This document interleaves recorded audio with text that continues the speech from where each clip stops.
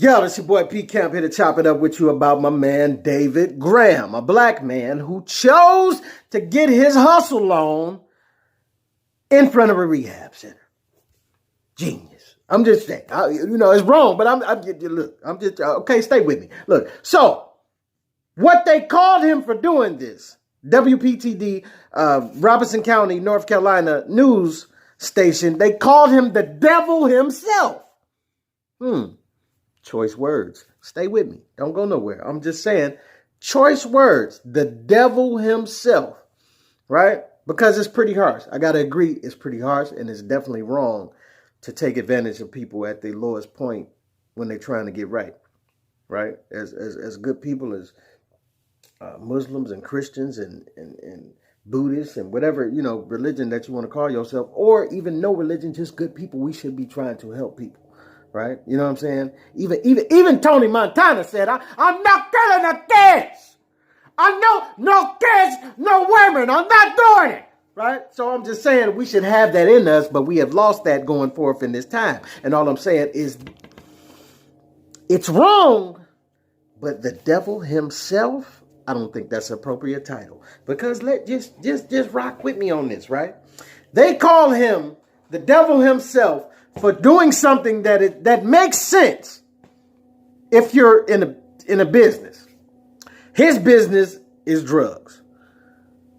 It's a rehab center where people often don't want to go, right? They often can't wait to get out. They often in rehab doing drugs. Come on, don't tell me y'all don't hear these stories, man. Y'all done heard constant stories. People in rehab getting higher than they would have got if they were on the outside. You know what I'm saying? So, genius move, only he did it with no cover. He had nowhere to hide. He was standing out front, Lord hearing it. He kicking it, probably smoking cigarettes, chain smoking, throwing stuff on the lawn, eating chips, you know what I'm saying, Cheetos, just leaving stuff on the blunt wrappers all on the sidewalk. He probably was doing some, you know how we do. You know how we do. But I'm just saying, ingenious plan as far as where to go to sell, location. But where I disagree with this whole thing is that they called him the devil himself, because when they called him the devil for taking advantage of people at a low point. And in one of the comments that I saw, they was like, oh, shaking my head. Why would he would do that? That's the lowest form or this, that, and other. Why would you do that when people trying to get their lives together? You literally killing people. Oh, and I said, oh, you mean like how when a hospital places a Wendy's and a Chick-fil-A in the lobby while people upstairs are getting their limbs cut off from diabetes? You mean like that? Devilish like that? I'm just wondering. Because, soon as you get discharged, before you even go to your appointment, you can go get a triple burger from Dave and Wendy, whoever Wendy is, that his daughter, I don't know. But you can go get a triple burger and a Chick-fil-A sandwich and put both of them together if you want to and eat you know what I'm saying? But they promoting health and all this stuff. You know what I'm saying? I'm just saying. So we keep it in the same vein on the drug tip. Since we talk about the drug, let's talk about the drugs. Back in the day, 1987, they changed ADD into ADHD, right? Because so what was happening, kids coming to school, a lot of white teachers were having problems dealing with black children in the classroom. And, obviously, because it's 30, 40 kids in the classroom, right? Plays a white teacher in the hood with 30, 40 kids, and you're trying to deal with them all. Come on. Kids are kids. They want attention. They going to get your attention one way or another. But they labeled it ADD at first, and then they changed it to ADHD. Tap into Dr. Umar Johnson. He got a nice interview about this. I think I might put the link in the comment section. But he got a nice interview about this where he talks about why this whole thing happened. Why they changed ADD to ADHD, because it was a money grab. You know what I'm saying? It was a money grab. They had to make it a disorder so that it could be validated to start prescribing our kids these drugs. And you say, oh man, you're getting a little far-fetched. Where you going with this? Where I'm going is that Ritalin, one of the drugs that they prescribe to our children, is a Schedule B drug, right? Dr. Umar calls it kitty crack because it's a Schedule B drug that's said by the DEA, labels it a Schedule B drug. And it's labeled Schedule B drug along with cocaine and opium. Cocaine and opium is the same drug. Ritalin is in the same tier of drug as what they are prescribing our children. So you mean to tell me that ain't devilish behavior? To prescribe a child that is a little busy, which all children are busy. And by the way, Ritalin does not make your child pay attention. He'll tell you this in this interview. It only makes them sit still. So the drug is meant to work for the teacher and not the kid.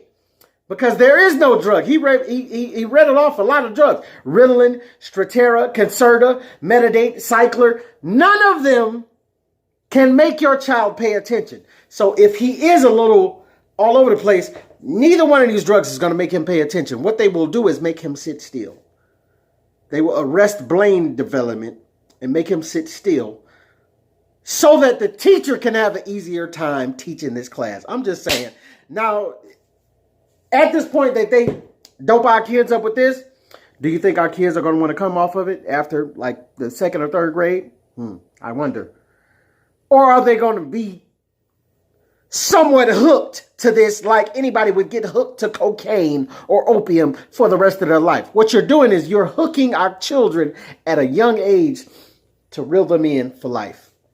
Is that devilish or is it angel type? Is that godly behavior? I wouldn't call that anything but the devil. But I'm just saying, you decide. But they call this black guy the devil.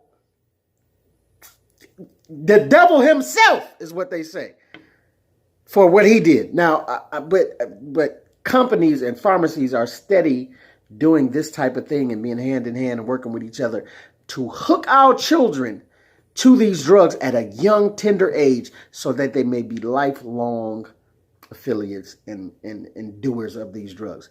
I'm just saying. Just saying. I done heard a lot of things about not only secondhand smoke, but third-hand smoke, right? The smoke that gets in your clothes that can be also transferred to people as you, because it's in your clothes, it's still a thing. I've heard that it look it up. Third-hand smoke, once it's in your clothes, it's a thing that can be transferred to other people and still inhaled and breathed and this, that, and other. So you got doctors going out, chain smoking it up in the parking lot. You know what I'm saying? And then come right back in and third hand it up. And I know if I know about it, I know they know about it. So they come in and third hand it up right with the patients. If third hand smoke is a thing. I don't know. I just heard about it. I don't know. I saw it on YouTube. So I believe it. But I'm just saying, I don't believe it. I'm just saying, I kind of believe it. But listen, what I'm saying is the devil himself are some strong words. But when a fellow like the Honorable Minister Louis Farrakhan calls some other races devils, everybody loses their minds, right? They lose their minds even though the actions of which we speak of in this situation are definitely the same action that he is pointing to when he calls some of these other races devilish. One of those races, I'm not even going to say which race they are because I want to get it blocked and knocked off the channel and all this. But one of said races that he talk about controls a lot of media outlets, a lot of music outlets, you know what I'm saying? And is very closely connected to the prison system. And the correlation is that you take a people that are broken, that have been broken for a long time, black folk being those people, and they don't have resources. They don't have a way out. They don't have a way to solve these problems in this state of life they're in. And one thing you offer them is you can rap, right? You can sing. So come and sing for me. Come and rap for me on a big stage. I can push you out to the world. And they push you out to the world, but they edge you to keep pushing bull. Miley Perkins, Miley Perkins, right? They keep edging it. Twerk for it. What was it? Was it the Lean On Me song turned into a twerk song? You know, I'm just saying they keep using us to perpetuate these stupid stereotypes and this gangster mentality that we, you know what I'm saying? And come on, let's not, I'm not getting on my soapbox because I enjoy the music, right? We all have enjoyed it at one point in time. If we're not enjoying it right now as we listening to this in the background or something. But I'm just saying, what it does is, we blurred the lines between what's for grown-ups and what's for youngins, and we've got toddlers twerking to the music, and it's not good. And what I'm saying is, it's seeping into the children, and no one seems to care. No one seems to care until you say the racial slur that isn't a black one. That's the only time anybody ends up doing any apologizing. And you know what I'm saying? Looking at Cannon. I don't even think he said any racial slurs. He just spoke some racial truth that if you look in some history book, he spoke some things that were truthful, and it had to do with a certain people that didn't agree with those things, and all of a sudden, he's got to apologize, he's got to backtrack, this, that, and the other. But they can call us this all day, every day. We can call us this all day, every day. Nobody has a problem. Let you say something about the LGBT community. One thing. Let you call one of them out their name. Right? You're going to get a very different and varied response. There's going to be a whole lot of apologizing, a whole lot of bowing, a whole lot of, right? And all I'm saying is, but if you look at the way that things are lined up, it's lined up to say, hey, we're going to pluck you out of the hood. We're going to have you sing a bunch of stupid, irresponsible things to your people to then welcome this into this life from generation to generation. And we're going to make sure that we capitalize once these peons that are listening and repeating your music, because music is programming your mind. Once these peons and the little kids and all of that are acting out these things in these lyrics, we're going to lock them up. And we're not going to mention that we're also heavily vested in the prison system to take advantage of it on the back end of that as well. And we're going to win on all fronts. Right? But if someone tends to call that devilish, everybody throws a hissy fit. Right? They call the petty drug dealers devils because they're dealing drugs. But they forget we don't have planes. We've never had planes. We've never had money to bring a plane here, or, you know what I'm saying? Most drug dealers that we're speaking of don't have the money to take a flight somewhere. Maybe for the holiday or something, but most drug dealers the petty drug dealers that I'm talking about, most of these, they ain't even got cars. You dig what I'm saying? Come on now, stick with me. Stick with me, man. Don't tell me I'm lying. I know too many of them. Pocket full of money, getting dope, doing all this, slanging dope, doing all this, but can't walk out your house and get in their own car. And they ain't got their own house to go to. So you can't tell me that they flying something in and out of town, in and out of Colombia, in and out of Venezuela, or wherever they're getting it from. You dig what I'm saying? So who's the cause of that? It ain't us. We don't run the government. It don't look like my skin, right? We're not the cause of it. We're not the ones that's letting it in and letting it out, or making its way in and making its way out. Watch Snowfall. Snowfall is a series, a very great series, by the way. A very great series, by the way. But it's based on Rick Ross, the real Rick Ross, not the fat bearded Rick Ross, but the real slim bearded Rick Ross, about how his life went and how the government, and of course it's embellished and made into a story form that we can, and the real Rick Ross has no affiliation with it at all. You know what I'm saying? But I'm saying it's based on the story of him and how the government assisted him in doing all of these crimes, right? But then he had to go sit down in jail for all of this, even though they were giving him the drugs to sell. And they were, you know what I'm saying, dropping the stuff in the hood to perpetuate all these wrongs and this, that, and other. I'm just saying, man, there's a lot of stuff that goes on that y'all don't want to look at. You know what I'm saying? It's a school to prison pipeline. It's a school to work pipeline. Well, they take, they teach you nothing but how to be a worker bee, and they set you right up to go into the system of being a worker for the system, and how to chase wealth all your life and chase materialistic things all your life, but never know anything about money. They don't teach anything about money in school.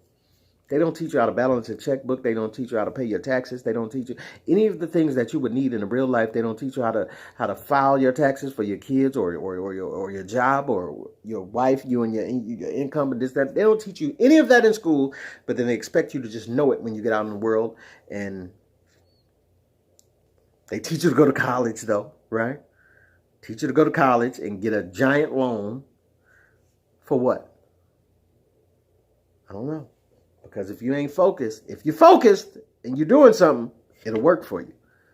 But if you're just like most kids that don't know what they're doing and you just, I'm going to just go to college, that's anywhere from a $20 to $50 to $250,000 loan that you're going to be paying off for the rest of your life. And you have no idea why you even chose to do that, because what did you end up doing when you got back to the crib? Working at the plant! What you could have did from the start. But I'm just saying, I digress. I ain't saying don't go to college, but I'm just saying sometimes if you think about it, maybe there's a better route to get to that job that you was going to do anyway. Because you didn't graduate and you still got the job. So did you need to go to college and waste $100,000 to do that? If you go and you finish and then you work in your field, but I'm just saying it's a small percentage of people that actually work in the field that they're, but I'm just saying they spend a lot of time doing things like calling us devil. The guy, think about guns, right? A guy takes a gun, gang violence. They get into it. They Uzi up the hood. They make us look like the devils that they portray this guy, David Graham, to be. They make us look like devils. They paint us as devils. They scare all the white folks about us, right? But never once do you see one of them white folks on TV being held responsible for the treachery that they've provided us with. We didn't make the guns. Nor do we have gun shops. You understand what I'm saying? Who did we buy them from? They don't look like us. Who did we buy the guns from in heavy abundance? Who did we buy the ammo from in heavy abundance? But somehow, this guy that is trying to protect his family and end up getting into some gang violence has to do all this time, 10, 20, 30, life. But somehow the guy that sold it to him is still doing business. I'm just saying, man, y'all got a weird way of looking at things.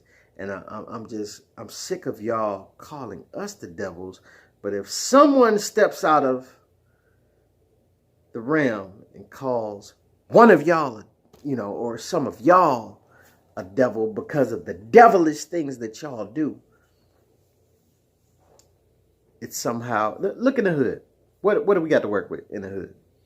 Ain't nothing but liquor stores and weed dispensaries and, you know what I'm saying? Gross, you know what I'm saying? Even the grocery stores is terrible. right? Barely grocery store, good grocery store. You know what I'm saying? Mostly fast food and this, that, and other. So you put all of this in the hood for us to perpetually eat and get sick off of. It's on every corner. And then as we eat and partake of it, the next step is to go to the hospital. And then who do we got to see after we go to the hospital? We got to see you, the same guy who has put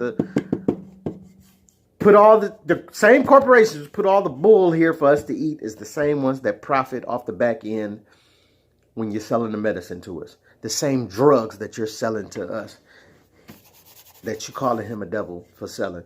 Because it's people still locked up for weed, right? It's people still doing time for weed that you call devils and drug dealers and you know what I'm saying? But now that weed is legal, y'all enjoying it. Making millions. Where we at? Where the 3 strikes dudes at? Still in jail. But y'all would have the audacity to call us devils for doing something that just makes business sense. I'm just saying it's wrong. But to a person that do business, it make business sense. That's why y'all do it.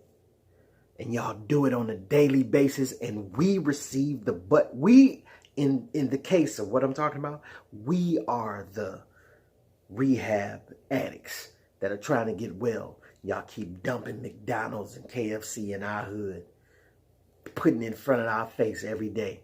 Y'all keep dumping liquor stores and more liquor stores in our hood and more weed dispensaries every day in our hood. If you go to the suburbs, you don't see a weed dispensary on every corner. Do you know how far you have to ride? If you out in Canton, how far you have to ride to find a liquor store? From one to the next? It's a journey because I've been on that journey before. And I realized I was out there and I'm trying to find it. And you go from liquor store to liquor store. Yeah, they're not even close. You know what I'm saying? But in the hood, every corner. I'm just saying. Careful who you call the devil. Because y'all lose your mind when it's on y'all. But y'all embrace it so well and say it so proudly when it's on us. Right? And then what they did to George Floyd? When y'all murdered him in the street? He a criminal anyway. He was high anyway. He had a counterfeit 20 in his pocket anyway. You know, I'm just saying. I'm going off into some other stuff. But I'm just saying, man, just think about it. I'm not trying to call nobody no names. I ain't calling nobody no names. But I'm saying y'all calling us devils. But are y'all participating in devilish behavior? And if you are, look at yourself. Don't look at me for saying it. All I'm saying.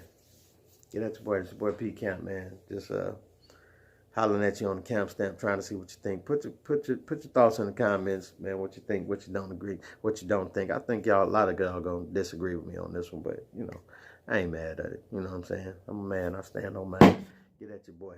One time.